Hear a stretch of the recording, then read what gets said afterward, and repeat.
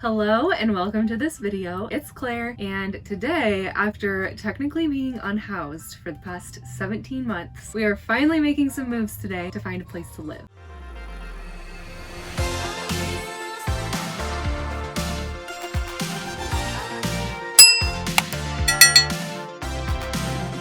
Hopefully you can hear me okay. It is raining and it gets kind of loud in the van when it rains. And we're also in kind of a noisy parking lot, so hopefully the background noise isn't too annoying. If you haven't been following along with Andy, Henry, and I during our time living in our 2005 Freightliner Sprinter van, here's a little backstory. Andy and I got married in April of 2022. In the months before our wedding, we were looking to buy a house. A combination of feeling like we couldn't really afford the type of house that we wanted in the current housing market, feeling a little too tied down at the time, and wanting to go into our life as a married couple with a bang, we made a major decision to take a hiatus and live on the road full time. And that's what we've been doing since July of 2022, living in our van and traveling through all 50 states. Some more than once. But now that chapter is over and it's time to go back to our old lives. But there's obviously one little problem. We currently don't have a place to live. So I have scheduled a variety of places to tour over the next few days. I'm going to be recording those tours because there are so many scheduled. If I don't record, I'm going to lose track of what's what. So I'm going to bring you along to see what the options are in Vancouver, Washington. So before I dive into the clips of all the different tours that we did, here are my wants and needs for the next place that we live. So for my wants, I want a 1-bedroom apartment. I don't have to have a 1-bedroom. I could get by with a studio, but if we can swing a 1-bedroom financially, of course I'm going to choose a 1-bedroom over a studio. It would be really nice to have some nice aesthetic appliances. It'd be really sweet if we could have a balcony or a patio. I would prefer a good sized closet. This wouldn't be a huge issue if it doesn't work out, because after living in a van for over a year, I actually don't have that many clothes. I sold most of my clothes before we moved into the van. So if I had just like a normal, average standard closet, I think Andy and I could probably easily share it, at least until I go buy way too many clothes. So I'm gonna have to refrain from doing that if we don't get a good sized closet. It also would be really nice to have a gym in our apartment. I have lived in apartments that had gyms and I've lived in apartments that have not had gyms. Most of the time that I have spent in my 5 years living in Vancouver, I did not have a gym in my apartment, and I had to have a gym membership, so I would have to drive to the gym every time. But it's not the end of the world, but it would just be really nice, like on those weekends or like those days after work when I'm really tired and I don't want to go to the gym. I have no excuse because it's literally in my building. So it would be pretty nice to have a gym. My needs. So the thing that there is no wiggle room for, these things have to be in place for us to sign at our next apartment. We need to be under budget. We have set out a number, a price, and we either need to be on that number or below it. And this is just a number that Andy and I have agreed on that we're both comfortable spending. We have to have in-unit laundry. I have had my years where I lived in apartments that did not have in-unit laundry. I've paid my dues. I also have washed my laundry for the past year and a half in laundromats, and I'm done.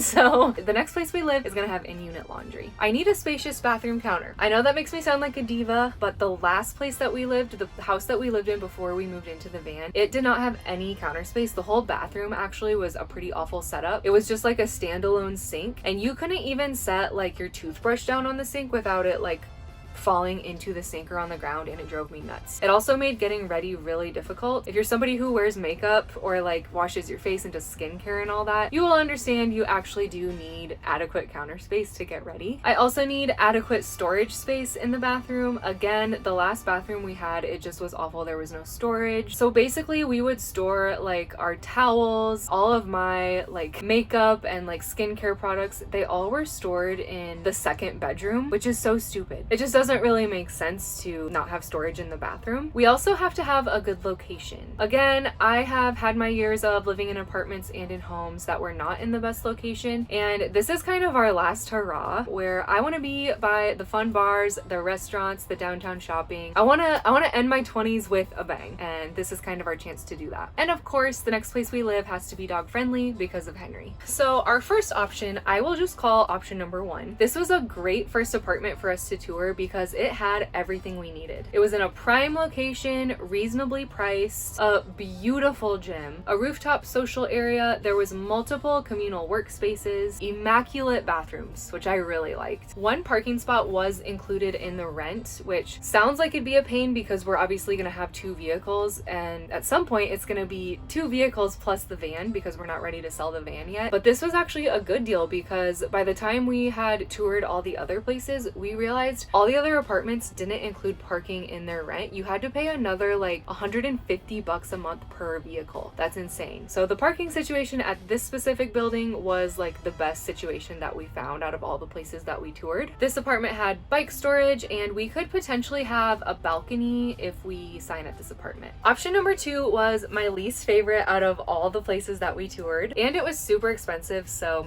it was a hard no. None of the units we toured, even the really expensive ones that were technically over budget, none of them had a good amount of space. Like, I think we maybe would have had room for like one small couch, maybe like a 2-seater couch and a TV, and that was about it. And it was like a very industrial style building, so it had like a lot of concrete and not very many windows, which is just not really our style. The only thing I really loved about this apartment was the infinity pool. It was on the roof and it was facing the river, so it was just like amazing views, and it's always set to I think like 86 degrees or something like that, so that would just be like amazing to be able to utilize that, but it did not make this apartment worth it for us. Option number 3 was another great apartment. Some things that stood out to me were the laundry rooms in the units. It wasn't just a closet with like a washer and dryer in it, it was an entire like little room just for laundry. I've never seen that in an apartment before. There was multiple pools, including a cold plunge, and if you've been watching, you know I've been into the cold plunges the past 6 months. And this apartment was in the Vancouver waterfront area, which is a really nice up and coming part of town. This apartment also had a stacked parking garage, which means there are 5 layers of cars all parked like on top of each other. So basically, if you live there, you have a little remote, and when you pull in, you click your button and your shelf comes down. You pull into your spot, you get out, and then it raises up, and it will be stored like way up high, so nobody can even reach it. So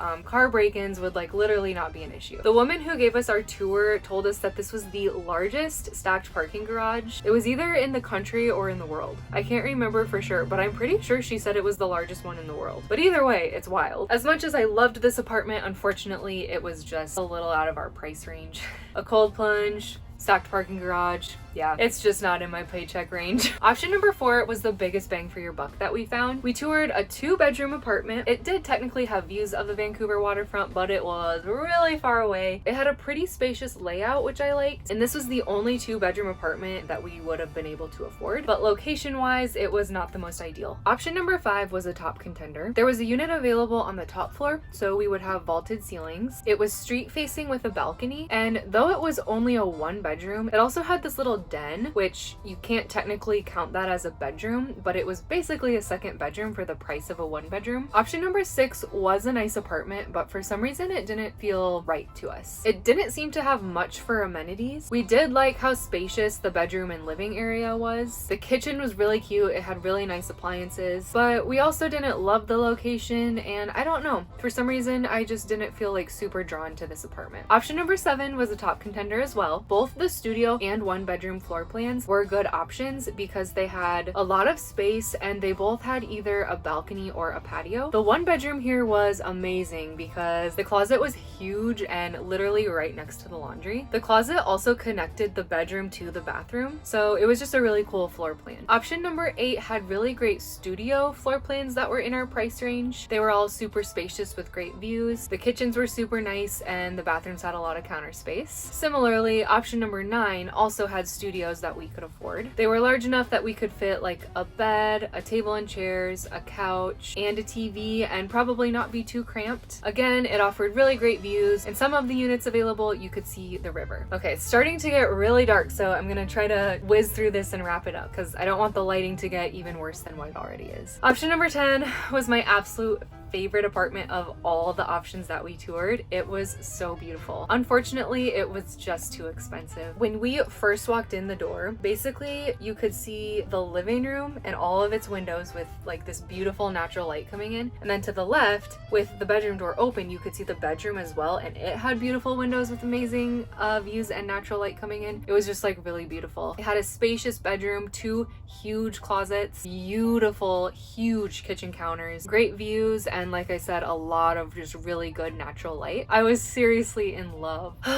Maybe in my next life. So right now we're kind of in limbo. We still are in the van. We don't officially have a place to live, but we have seen all the apartments that we're gonna see. And if I'm being honest, once we toured the apartment that we have decided to apply for, we haven't really strayed too far from the idea that this is the apartment for us. We toured it somewhat early on, and we did go ahead and finish all the tours that we had scheduled just to be safe. It's not every day that you get to tour a bunch of different apartments, and this is the kind of stuff that I love to do. So, but if all works out, we have chosen the apartment that is the most under budget while still having all of our needs, most of our wants, and it offers all the amenities and features that we really like. So that is apartment hunting in Vancouver, Washington. Thank you so much for watching, especially if you watched all the way to the end of this video. Make sure you stay tuned to see where we end up moving and how our experience goes transitioning from van life back to apartment life. Make sure you give this video a like, subscribe to my channel if you like my videos, and hit the bell notification so you're notified every time I post a video. Thanks so much for watching. See you in my next video when we will hopefully, if everything goes as planned, be moving into our next apartment. Bye!